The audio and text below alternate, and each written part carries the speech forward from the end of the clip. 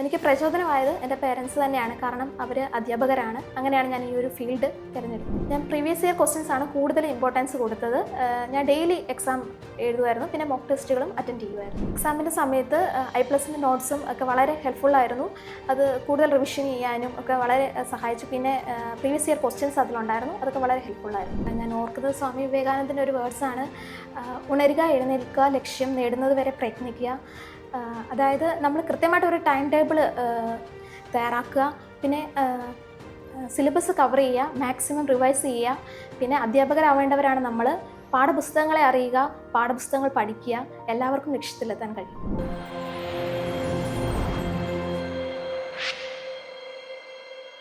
Hi, ഇന്ന് നമ്മളോടൊപ്പം ഉള്ളത് I+ന്റെ പ്രിയപ്പെട്ട ഉദ്യോഗാർത്ഥിയായിട്ടുള്ള അബിത അലക്സ് ആണ്. കേരള PSC നടത്തിയ LPST പരീക്ഷയിൽ പത്തനംതിട്ട ജില്ലയിലെ റാങ്ക് ലിസ്റ്റിൽ 28ാമത്തെ റാങ്ക് നേടിയ മിടുക്കിയാണ് അബിത. സ്വാഗതം അബിത. അപ്പോൾ അബിത ഇന്ന് നമ്മളോട് എങ്ങനെയാണ് റാങ്ക് നേടിയതെന്നും അതുപോലെ തന്നെ പഠനത്തിൻ്റെ സ്ട്രാറ്റജീസ് എന്തൊക്കെയാണ് എന്നുള്ളതൊക്കെ നമ്മളുമായിട്ട് പങ്കുവയ്ക്കുകയാണ്. അബിത, ആദ്യമായിട്ട് ഉദ്യോഗാർത്ഥികളോടൊന്ന് പരിചയപ്പെടുത്താമോ ഉദ്യോഗാർത്ഥികൾ? നമസ്കാരം, എൻ്റെ പേര് അബിത. എൻ്റെ പ്ലേസ് അടൂരാണ്. ഞാൻ ഡിഗ്രിക്ക് BE കമ്പ്യൂട്ടർ സയൻസ് ആണ് പഠിച്ചത്. CSI ഇൻസ്റ്റിറ്റ്യൂട്ട് ഓഫ് ടെക്നോളജി നാഗർകോവിലാണ് പഠിച്ചത്. പിന്നെ DED കംപ്ലീറ്റ് ചെയ്തത് SVTTI താമരക്കുടിയിലായിരുന്നു. 2021-2023 ബാച്ചായിരുന്നു. ഓക്കെ, അതിനുശേഷം കേട്ടറ്റ് നമ്മൾ പാസ്സായില്ലേ? കേട്ടറ്റ് പാസ്സായി PSCയിലേക്ക് വരുന്നു. ആ ഒരു ജേണി ഒന്ന് പറയാമോ? കേട്ടറ്റ് പഠിക്കാനായിട്ട് നമ്മൾ കുറച്ച് സമയം എടുത്തു, അതിനുശേഷം PSCയുടെ നോട്ടിഫിക്കേഷൻ വരുന്നു. അതെങ്ങനെയായിരുന്നു ആ ജേണി ഒന്ന് പറയാമോ? ഒരു ടീച്ചിങ് പ്രൊഫൈലിലോട്ട് വരുമ്പോൾ നമുക്കറിയാം അത് ടീച്ചർ എലിജിബിലിറ്റി ടെസ്റ്റ് പാസ്സാവണം. അങ്ങനെയാണ് ഞാൻ കേറ്ററ്റിൻ്റെ പ്രിപ്പറേഷൻ തുടങ്ങുന്നത്. അങ്ങനെ ഞാൻ I+ ചൂസ് ചെയ്യായിരുന്നു ആദ്യമേ തന്നെ. അതിലെ ക്ലാസ്സുകൾ ഞാൻ ഡെയിലി കാണാറുണ്ട്, അതുപോലെ തന്നെ അതിലെ നോട്ട്സ് പ്രിപ്പയർ ചെയ്യാറുണ്ട്. അങ്ങനെ ഓണായിട്ട് ഞാൻ നോട്ട്സ് എഴുതി വെക്കും. പിന്നെ അതിലെ മോക്ക് ടെസ്റ്റുകൾ കാണാറുണ്ടായിരുന്നു, പ്രീവിയസ് ക്വസ്റ്റ്യൻസ് കാണാറുണ്ടായിരുന്നു. അത് വളരെ ഹെൽപ്ഫുള്ളായിരുന്നു എനിക്ക്.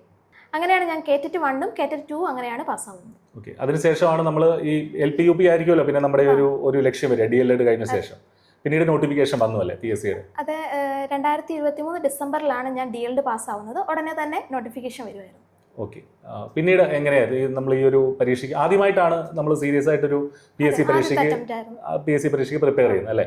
അപ്പോൾ എത്ര നാൾ പഠിച്ചു, എങ്ങനെയായിരുന്നു ആ പഠനത്തിൻ്റെ ഒരു സ്ട്രാറ്റജീസ് തുടങ്ങിയ കാര്യങ്ങളൊന്നും പറയാമോ?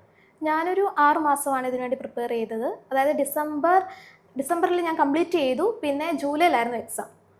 ഓക്കെ, അങ്ങനെ ആ ഒരു ടൈമിലാണ് ഞാൻ പഠിച്ചത്. ഓക്കെ, അതായത് ഈ ഒരു 6 മാസമാണ് നമുക്ക് കിട്ടിയത് പഠിക്കാനായിട്ട്. ഒരു ദിവസത്തെ അബിതയുടെ ഒരു പഠനം ഒന്ന് പറയാമോ? 5 മണിക്ക് ആദ്യമേ ഞാനൊരു ടൈം ടേബിൾ സെറ്റ് ചെയ്തു. പിന്നെ 5 മണിക്ക് ഇന്നിക്കും ഒരു 8 മണിക്കൂർ ഒരു ദിവസം. 8 മണിക്കൂർ ഒരു ദിവസം പഠിക്കുമായിരുന്നു. ഓക്കെ, അതായത് സിലബസ് അനലൈസ് ചെയ്ത് ടൈം ടേബിൾ ബേസ്ഡ് ആയിട്ടാണ് ഞാൻ അത് കവർ ചെയ്തത്. സിലബസ് ഫുൾ കംപ്ലീറ്റ് ചെയ്യാൻ ഞാൻ ശ്രമിച്ചു. ഓക്കെ, ഏറ്റവും ഡിഫിക്കൽട്ട് ആയിട്ടുള്ള ഇപ്പോൾ സിലബസ് ഒരുപാട് ടോപ്പിക്കുകൾ നമുക്ക് LP UPയുടെ സിലബസിലുണ്ട്. അതിൽ ഏറ്റവും ഡിഫിക്കൽട്ടായിട്ട് നമുക്ക് തോന്നിയ ഭാഗം ഏതായിരുന്നു? അതല്ലെങ്കിൽ അതെങ്ങനെ നമ്മൾ ടാക്കിൾ ചെയ്തു? എനിക്ക് ഇംഗ്ലീഷ് ഗ്രാമറാണ് കുറച്ച് ഇതായിട്ട് തോന്നിയ. ഡൗട്ടും അത്ര ക്ലിയർ അല്ലായിരുന്നു അത്. പിന്നെ അതിന് ഞാൻ കൂടുതൽ ക്ലാസ്സുകൾ കണ്ടു, പ്രിപ്പയർ ചെയ്തു, ഡെയിലി ടെസ്റ്റ് എഴുതുമായിരുന്നു ഇംഗ്ലീഷിന് വേണ്ടിയിട്ട്. ആദ്യം ഞാൻ പറഞ്ഞു ഒരു ടൈം ടേബിൾ ഉണ്ടാക്കുമെന്ന് പറഞ്ഞു. അപ്പം അതിൽ തന്നെ എല്ലാ പോർഷനും ഒരു ദിവസം തന്നെ എല്ലാ സബ്ജക്റ്റിനകത്തുനിന്ന് ഓരോ പോർഷൻ വരണം. അങ്ങനെ വേണം നമ്മൾ കവർ ചെയ്യാൻ. എന്നാലും നമുക്ക് സിലബസ് അത് കവർ ചെയ്യാനായിട്ട് സാധിക്കത്തുള്ളൂ.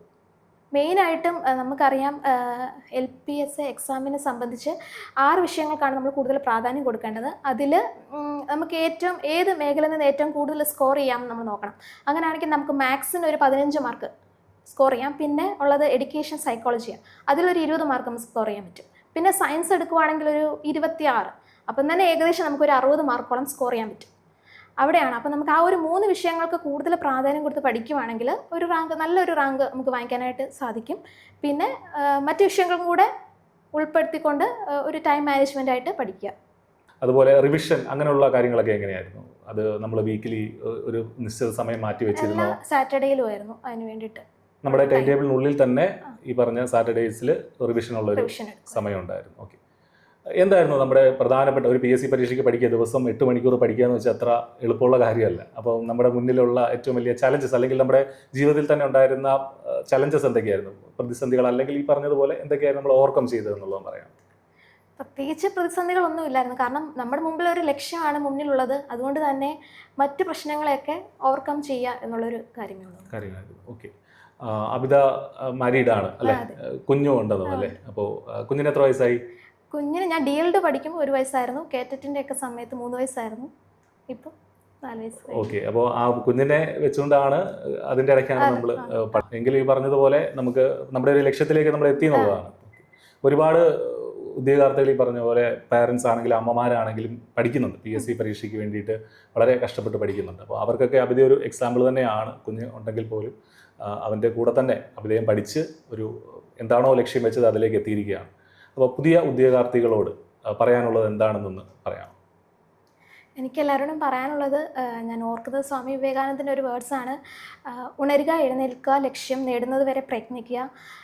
അതായത് നമ്മൾ കൃത്യമായിട്ട് ഒരു ടൈം ടേബിൾ തയ്യാറാക്കുക, പിന്നെ സിലബസ് കവർ ചെയ്യുക, മാക്സിമം റിവൈസ് ചെയ്യുക. പിന്നെ അധ്യാപകരാവേണ്ടവരാണ് നമ്മൾ. പാഠപുസ്തകങ്ങളെ അറിയുക, പാഠപുസ്തകങ്ങൾ പഠിക്കുക, എല്ലാവർക്കും ലക്ഷ്യത്തിലെത്താൻ കഴിയും. ഓക്കെ, ഒരുപാട് കാര്യങ്ങൾ അബിതയുടെ ഈ ഒരു ഈ സംസാരത്തിൽ നമുക്ക് മനസ്സിലായിട്ടുണ്ട്. ഈ പറഞ്ഞതുപോലെ പഠനത്തിൻ്റെ സ്ട്രാറ്റജികളാണെങ്കിലും അതുപോലെ അബിത ലക്ഷ്യം വെച്ചത് കൃത്യം 6 മാസത്തെ വളരെ ചിട്ടയോടുകൂടി കൺസിസ്റ്റൻ്റ് ആയിട്ടുള്ള പഠനം വഴി അബിത നേടിയെടുത്തു എന്നുള്ളതാണ്. അപ്പോൾ അബിതയ്ക്ക് ഇത് നേടാൻ കഴിയുമെങ്കിൽ തീർച്ചയായിട്ടും ഇത് കേട്ടുകൊണ്ടിരിക്കുന്ന അടുത്ത തവണത്തെ പരീക്ഷയ്ക്ക് വേണ്ടി എയിം ചെയ്യുന്ന നിങ്ങൾക്കും ഇത് സാധിക്കും. അപ്പോൾ അബിതയ്ക്ക് എല്ലാവിധമായ അഭിനന്ദനങ്ങളും നേരുന്നു. All the best. Thank you.